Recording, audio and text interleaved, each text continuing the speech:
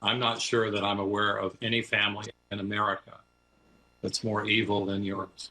Some members of Congress didn't mince words toward David and Kathe Sackler, cousins and former board members of Purdue Pharma, the company whose OxyContin pill helped to fuel the opioid epidemic that's claimed the lives of nearly 500,000 Americans.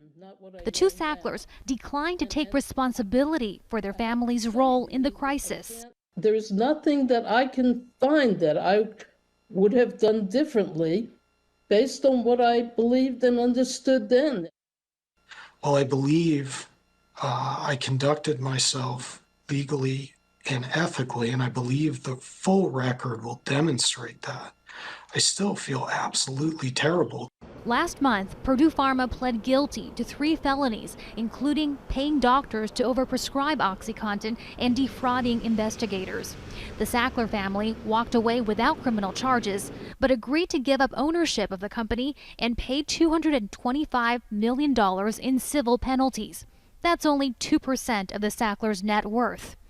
Meanwhile, Purdue Pharma is now pursuing bankruptcy protections that could shield it from paying out billions to victims.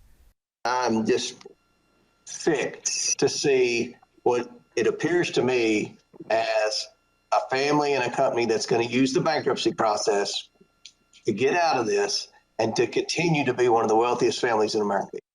While the federal case against the Sackler family and Purdue Pharma is settled, nearly every U.S. state has filed its own lawsuit.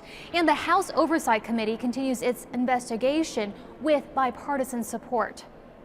Families of young people who died of overdoses shared their stories.